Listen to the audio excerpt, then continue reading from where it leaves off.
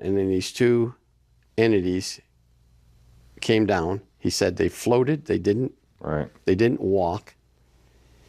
And then he realized this is not conventional and this is not terrestrial.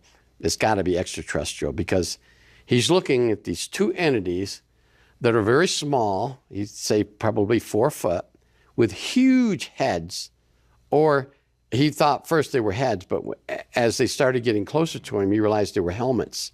Oh. And they had a breathing apparatus that ran around to tanks on its back.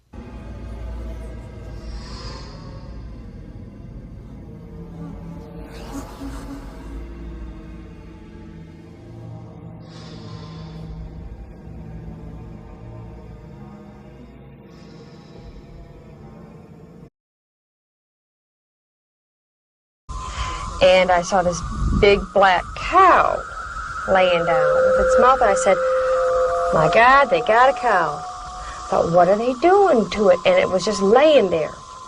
And it had its eyes open, and its tongue was like hanging out a little bit, not real bad, but it just laid there and didn't move.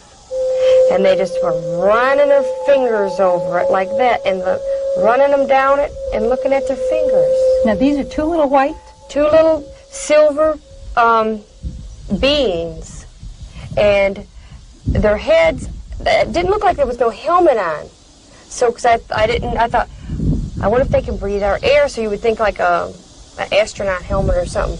But I didn't see nothing like that. But they had these little packs on their back. Okay, now show me again. Let's say that the cow... And the cow was laying down. Here, and it's completely still. Uh-huh. And its head is like right where your foot would be, and its mouth's open. And then there was one being on one side and one on the other. And they just reached over to it and were like fingering through its hair on its neck. Because, like, see, there's its neck and the head. And they were just doing like that. And then looking at their fingers. Then the next thing is they had their hands over it, and there was a black ramp. And they just went like this. And the cow just went up, and it just floated right up the ramp into a hill. And once it got into the hill, like where the trees are, see? You mean like a conveyor belt or something? Yeah. Did they just like float? Did the cow float? The cow just floated right up. And I mean, there was nobody hauled it. I mean, it just moved right onto that ramp and just went right up and disappeared right into the hill. Into where the trees are and everything. And it looked like there was actually a hill that it went up into. Which was the ship. And Paula got me real nervous. And we started moving toward the spacecraft, and it felt like I was walking on air. We got up to the hatch to where you went inside of the spacecraft, and we just sort of like floated up into the first level. Well, all I know is they floated across the field.